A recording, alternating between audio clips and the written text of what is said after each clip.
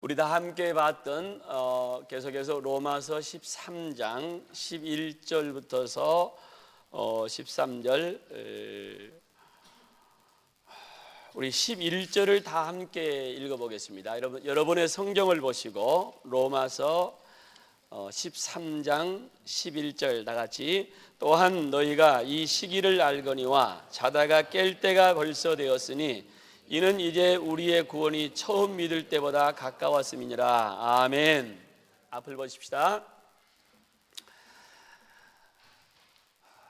시간이 매우 중요하다고 하는 것을 우리는 이미 다 알고 있습니다. 성경 말씀에는 이 시간에 대한 관련된 말씀을 여러 곳에서 언급을 합니다. 마치 알람 시계처럼 성경을 읽는 분들은 시간에 대한 경고를 많이 합니다.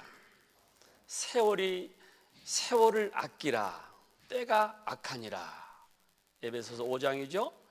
세상의 모든 일은 다 정한 때가 있느니라. 전도서 3장이죠. 아무리 애를 쓰고 노력을 해도 시간이 없다고 하면은 할 수가 없습니다. 시간을 아는 것처럼 그렇게 중요한 것은 없죠. 시간에는 두 가지 개념이 있습니다. 지금 이 시기, 우리가 살고 있는 이 기간입니다. 헬라어 단어에 크로노스라고 하는 지금 이 시간을 얘기하는 거고, 또 하나는 어떤 정해진 시점, 카이로스, 이런 시간이 있습니다. 오늘 성경 말씀에서는 우리 기독교인들은 이미 그 정해진 시점을 알고 있다, 아예 그렇게 얘기를 합니다. 그 시점이라고 하는 것은 우리 기독교인들이 알고 있는 그 시점은 여기서 본문에서는 바로 구원의 날을 말하는 것입니다. 이제 우리의 구원이 처음 믿을 때보다 가까웠느니라. 예수를 믿고 교회를 다니는 사람은, 성경을 읽는 사람이라고 하면은 이 두 가지의 시간을 잘 안다는 것입니다. 지금 이 시간이 어떤 시간인 걸 알고, 또 미래에 우리가 어떤 일이 일어날 것인 것을 너희가 알거니와, 너희가 이 시기를 알거니와, 이렇게 말했습니다. 몇 가지로 은혜를 받으면서 말씀을 정리해 봅니다. 첫째, 구원의 시간이 가까웠습니다. 우리의 구원이 완성되는 시간은 그리스도인의 예수 그리스도가 재림하고 우리들도 재림하는 때를 말합니다. 그때 바로 신자들의 부활과 영화가 이루어지는 순간입니다. 그러므로 본문은 성도들의 중요한 미래의 문제를 언급하고 있습니다. 우리 계속해서 로마서를 공부하는데 12장에서는 도덕과 윤리를 설명한 것은 바로 믿음 생활과 사랑의 실천을 강조하면서 원수를 맺지 말고 원수는 하나님께 맡기고 또 사랑하라. 이제 13장 오늘 11절에서는 아주 희망의 메시지를 선포합니다. 그 희망의 메시지가 뭡니까? 구원의 날이 가까웠다는 겁니다. 성도들에게는 구원의 날만큼 중요한 시간이 없습니다, 여러분. 우리는 예수 그리스도와 함께 구원을 알고 사랑을 실천하면서 그 은혜에 감탄하는 것은 우리 앞에 재림의 시간이 있다는 것입니다. 그때에 구원이 완성되는 영광의 시간임을 믿으시기를 바랍니다. 할렐루야, 아멘. 우리에게는 재림의 시간이 있습니다. 구원의 날이 분명히 우리 눈앞에 그 시점이 있다는 거예요, 여러분요. 희망의 날, 그날은 광명의 날이요, 부활과 영광의 날이요, 영화의 날인 것입니다. 우리들의 구원의 날입니다. 그러나 비그리스도인들, 하나님을 알지 못하는 비크리스찬들에게는 그날은 심판의 날이고 두려움의 날일 것입니다. 우리가 믿는 이 날은 처음보다 우리들의 구원이 가까이 왔다고 그랬습니다. 맨 처음 믿음 생활을 시작할 때보다도 우리들의 구원은 점점 완성을 향해서 가고 있는 것입니다. 오늘 여러 가지 표현을 했습니다. 즉 밤이 깊고 낮이 가까워졌다는 것입니다. 여러분, 이제 새벽이 가까이 오고 있습니다. 우리 주님이 이제 오시기 위해서 막이 오르기 전에 기다리고 준비 중에 계십니다. 음악회를 가서 보면은, 음악회를 기다리다가 보면은 얼마나 긴장하고 그 숨 막히는 이런 시간이 있습니다. 많은 훈련을 마치고 막이 오르기를 기다리는 것과 같습니다. 구원의 날이 이제 곧 다가왔습니다. 우리에게는 시간이 촉박해 있습니다. 두 번째, 그러므로 시간에 대해서 민감해야 됩니다. 구원받은 성도들은, 즉 성령의 사람들은 지금이 어떤 때인지를 아는 자들입니다. 그러므로 이 시간에 대해서 민감해야 될 줄로 믿습니다. 오늘 성경이 뭐라고 얘기합니까? 너희가 이 시기를 알거니와 자다가 깰 때가 되었나니. 이제는 자다가 깰 때가 되었습니다. 어두움의 밤이 이제 다 지나가고 있습니다. 새벽이 동트는 시간입니다. 여기서 말하는 그때는 복음의 시대를 말하고 있습니다. 복음이 전파되는 시간입니다. 이 시간은 예수 그리스도가 이미 오셨고 십자가의 희생이 이미 이루어졌고 이제 구약의 시간이 마감되었습니다. 신약의 복음의 시대가 활짝 열렸습니다. 복음이 선포되는 시대가 지금 다 열려 있습니다. 성도 여러분, 잘 들으십시오. 그러나 복음 전파 시대가 영원히 존재하는 것은 아니라는 것입니다. 예수님은 그를 잡으러 온 제사장들과 장로들에게 이런 얘기를 합니다. 지금은 너희의 때요, 어둠이 지배하는 때로다. 너희는 지금 어두움, 즉 흑암의 시대라고 말합니다. 그러나 이 시대는, 너희의 시대는 오래가지 아니할 것이니라. 이 흑암과 암흑과 이 절망의 시간은 오래가지 아니한다. 분명히 영원까지 가지 않는다. 이미 많은 시간이 지나갔고 흑암의 밤은 깊어가고 있으며 동력 하늘에 동이 터오는 새벽을 알리는 광명을 준비하는 시간이 우리를 기다리고 있습니다. 그러므로 이제 우리들도 다음과 같은 교훈과 준비의 자세가 필요하다고 성경은 말합니다. 12절 보십시다. 12절에 무슨 말씀을 하십니까? 우리가 어두움의 일을 벗고 빛의 갑옷을 입자. 13절 보십시오. 낮에와 같이 단정히 행하고 방탕하거나 술 취하지 말며 음란하거나 호색하지 말며 다투거나 시기하지 말고. 14절 무슨 말씀 하십니까? 오직 주 예수 그리스도로 옷 입고 정욕을 위하여 육신의 인을 도모하지 말라.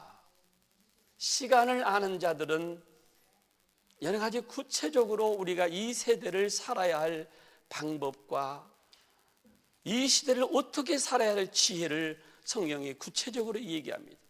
우리는 이 말씀의 한 말씀도 소홀히 하지 마시고 이 말씀대로 순종해서 이 귀한 시간을 맞이하는 저와 여러분들이 되시기를 주님의 이름으로 축원합니다.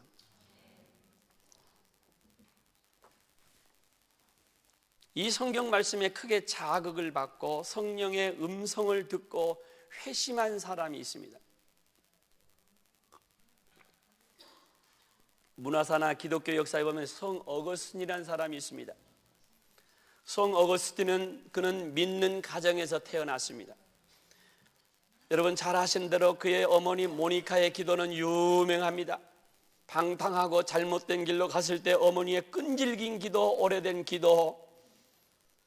얼마 전에 그 백남일 선교사님 초청을 받아서 튀니지를 제가 갔는데, 이 성 어거스틴이 튀니지 출신입니다.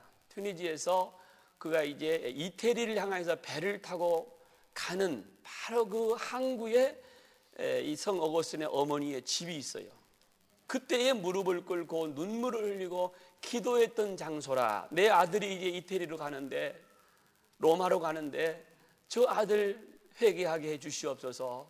눈물을 흘렸던 그 장소를 백남일 선교사님 인도 받아서 가서 저도 기도하고 참 유서 깊은 곳을 가본 적이 있습니다. 그렇게 기도를 받으면서 성 어거스틴은 방탕한 생활을 했습니다. 그는 고학력자로서 배운 것이 많은 유식한 방탕하였습니다. 20년 동안 그렇게 살면서 한때 이단에 빠진 적도 있었습니다. 그는 평범한 교인으로서 교회도 다니고 성경도 읽고 바르게 살려고 노력을 많이 해봤습니다. 그러나 몸에 배어 있는 어두움의 행동을 하루아침에 고칠 수가 없었습니다. 그는 고민이 많았습니다. 그는 많은 생각을 하면서 고통을 당했습니다. 그리고 그의 고백록이 유명한데요, 성 어거스틴의 고백록이 굉장히 유명합니다. 참회록이죠. 그 참회록에서 말하기를, 주님은 나의 낡은 습관, 옛사람의 습관과 밧줄을 당장 끊어주지 않으셨고 지금 당장 끊어야지, 지금이야말로 이 줄을 끊어야지 라고 외쳐보기도 여러 번 전언했습니다. 그런데 그는 회심하지 못했습니다.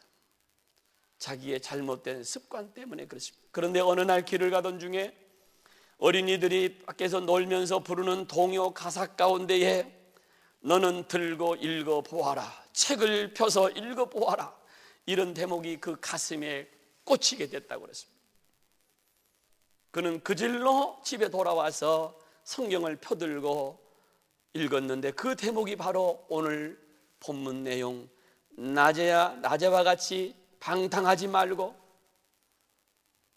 깨어라, 13절과 14절에 있는 말씀입니다.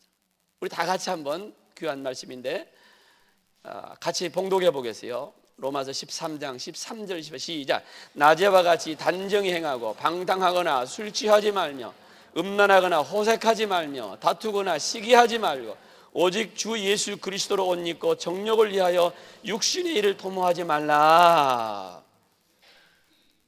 이 말씀에 그는 엎어졌습니다. 성령께서 그 가슴에 꽂아졌습니다.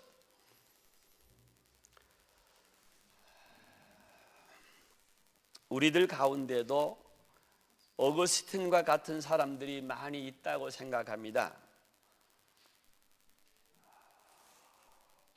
빨리 어둠에서 벗어나야 될 줄로 믿습니다. 그리고 예수 그리스도의 옷을 입으시기를 바랍니다. 예수님께 돌아오시는 여러분들 되시기를 바랍니다. 방탕의 줄을 빨리 벗어나셔야 됩니다. 옛날 잘못된 습관들을 빨리 탈출해야 될 줄로 믿습니다. 이렇게 회심하고 그 어거스틴은 헌신을 해서 정말 훌륭한 신학자가 됩니다. 개신교나 카톨릭이나 공이 똑같이 종교개혁이 있기 이전에 학자이기 때문에 그분은 지금도 개신교에서도 카톨릭에서도 훌륭한 학자로서 우뚝 서 하나님께 붙들릴 때에 하나님은 그를 의의 병기로 삼아주시고 귀한 일꾼으로 세워주셨습니다. 주님의 재림을 기다리며 강명의 빛을 기다리는 자들은 규모 없이 행하거나 삶이 무질서하지 않다는 것입니다. 이 시기를 아는 자는 종말 의식을 갖고 항상 긴장하고 그저 우리 주님의 재림을 고대하면서 기대감을 가지고 사는 것입니다. 우리 구원의 여러분, 구원의 확신을 갖고 영생의 확신을 갖고 용서의 기쁨을 갖고 사는 성도 여러분, 마치 아이들이 여행간 어머니를 기다리는 심정과 같이 우리 주님이 오시기를 기다리는 겁니다. 마지막 때를 기다리는 겁니다. 우리의 구원에 완성되는 그 시간을 우리는 기다리는 줄 믿습니다.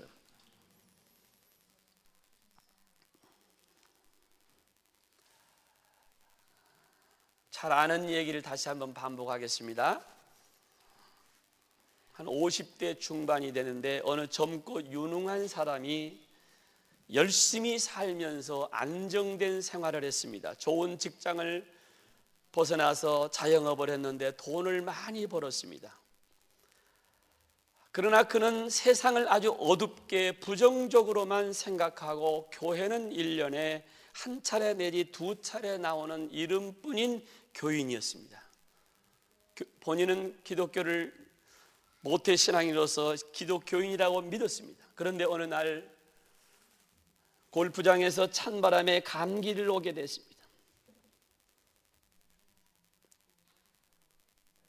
그는 평소 건강관리도 잘하는 사람이었습니다.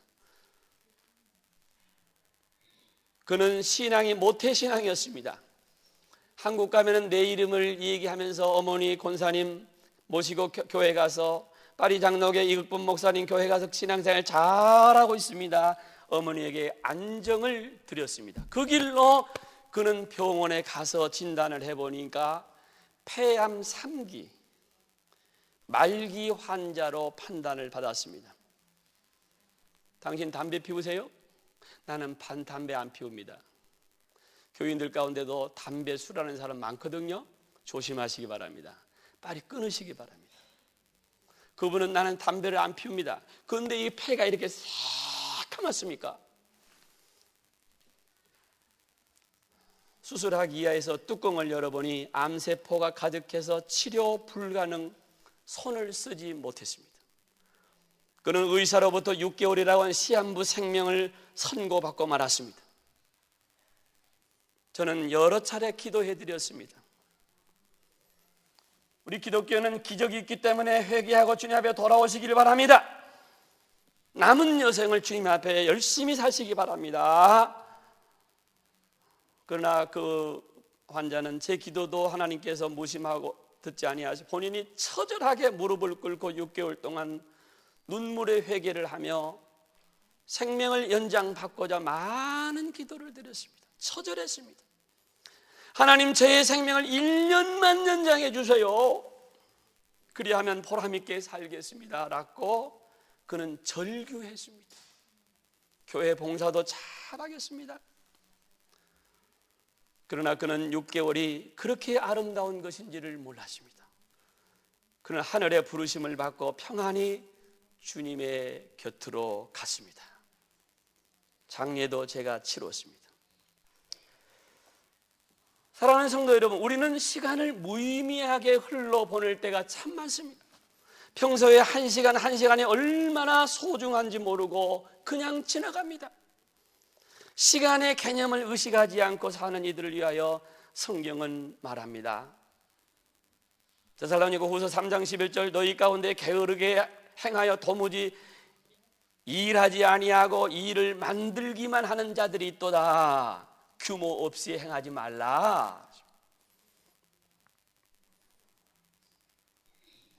마지막 세 번째, 경고를 귀담아 들으시길 바랍니다. 성경 말씀을 통해서 우리에게 주시는 경고의 말씀을 귀담아 들어야 됩니다. 예레미야 시대에는 거짓 선지자들이 많이 난무했습니다. 그러므로 하나님의 선지자 예레미야는 그들 때문에 많은 고난과 환난을 겪었습니다. 예레미야의 선지자의 메시지는 간단했습니다. 유다의 멸망이 가까이 왔기 때문에 회개를 촉구했습니다. 그 날이 가까웠다는 것입니다. 그런데 거짓 선지자들은 전혀 반대의 메시지를 전하며 평안과 안락한 생활을 약속합니다. 그들은 사람의 귀를 즐겁게 하고 끝내 멸망의 구렁텅이로 빠지게 하는 거짓 메시지를 전했습니다. 그들은 항상 말하기를 평안하다, 평안하다, 이대로 좋다, 아니라고 긴장이 없는 무질서를 부추기고 그런 생활을 오히려 좋아했었습니다. 그러나 참 선지자 예레미야는 저들에게 반역죄로 고발을 당하고 어떤 때는 옥에 갇히기도 하고 어떤 때는 진흙 구덩이에 던져버림을 받았습니다. 예레미야는 사랑하는 국민들이여 백성들이여 시간이 가까웠습니다. 이 나라가 멸망당할 때가 가까웠습니다. 바벨론이 쳐들어오고 있습니다. 회개해야 됩니다. 이 때가 가까웠습니다. 시간을 아끼십시오. 하나님께 돌아오십시오. 그러면서 마지막에 이런 메시지도 추가합니다. 시간이 가까이 오고 있다고 하는 데는 여기에 희망이 있다는 겁니다. 포로 생활 70년이 지나면 회복의 시간이 온다는 거예요. 눈물의 선지자는 하루도 빠짐없이 그 눈에는 눈물이 마르지 아니하며 하나님께 돌아올 때까지 하나님께서 회복하시고 위로하시고 구원하신다고 하는 희망의 메시지도 함께 전했습니다. 하나님의 심판이 임박했지만 회복을 선언합니다. 우리에게도 이러한 위로의 시간이 분명히 있을 줄 저는 믿습니다. 이 어려운 시대에 신앙생활을 하기 어려운 이 시대에 저와 여러분들 믿음으로 바로 살 때에, 경고의 말씀을 바로 들을 때에 우리에게는 구원의 날이 가까웠다고 말씀하고 있습니다.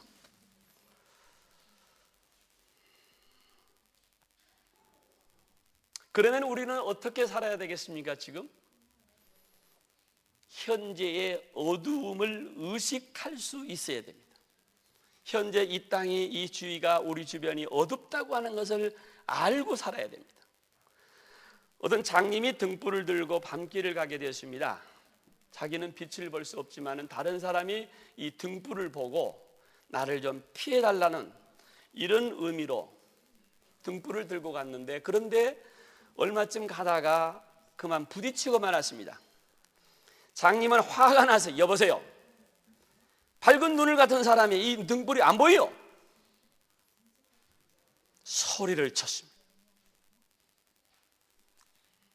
그러니까 상대방에서 말하기를 당신의 등이 꺼진 지 이미 오래됐습니다. 그렇게 알려주었습니다. 장님은 빛만 보지 못할 뿐만 아니라 어두움도 보지 못하는 사람입니다. 어두움 속에서 죄악에 물들어 있는 자는 선과 의만 모르는 것이 아니라 자기가 얼마나 이 어두움의 현실에 살고 있다고 하는 것을, 죽을 형편에 내가 처해 있다고 하는 것을 모르는 것입니다. 어두움에 대한 의식이 없기 때문에 그렇습니다. 어두움의 밤이 점점 더 깊어감을 우리는 알아야 할 것입니다. 오늘 성경은 얘기합니다. 너희는 이 시기를 알고 있다. 그러므로 주님은 말씀합니다. 그러므로 깨어 있으라. 어느 날에 너희 주가 임할는지 너희가 알지 못하느니라. 모든 시간에 대한 것은 우리 주님의 재림에 관련해서 말씀을 하고 계십니다. 성도 여러분, 암흑의 시대가 지나가고 이제 광명의 시대가 다가옵니다. 이제 아침이 곧 가까이 오고 있습니다. 그때 우리의 구원이 완성되는 영화의 시대며 영광의 시대일 것입니다. 구원받은 자의 축복의 시간일 줄로 믿습니다. 할렐루야, 아멘. 그때가 오면은 모든 눈물을 그 눈에서 닦아주시고 다시는 사망이 없고 애통하는 것이나 곡하는 것이나 아픈 것이 다시 있지 아니하리니 처음 것들이 다 지나갔느니라. 이런 축복이 저와 여러분들에게 함께 하시기를 축원합니다. 기도하십시다. 거룩하신 아버지 하나님, 이 시대를 잘 분별하게 해 주시옵소서. 어울리고 희희낙낙거리며 하나님의 말씀에 등지고 말씀과 멀리 가서 허랑방탕한 생활을 청산하게 해 주시옵소서. 구원의 날이 이제 처음 믿을 때보다 가까이 왔다고 그랬습니다. 너희가 이 시기를 안다고 했습니다. 하나님 아버지, 게으름의 잠에서 깨어나게 해 주시옵소서. 나태의 잠에서 깨어나게 해 주시옵소서. 우리의 삶을 하나님이 기뻐하시는 의의 병기로 삼아 주시옵소서. 예수님의 거룩하신 이름으로 간절히 기도하옵나이다. 아멘. 오늘 봉헌 시간에는 우리 서경일 집사님, 백성미 권사님 가정 나오셔서 봉헌성 해 주시겠습니다.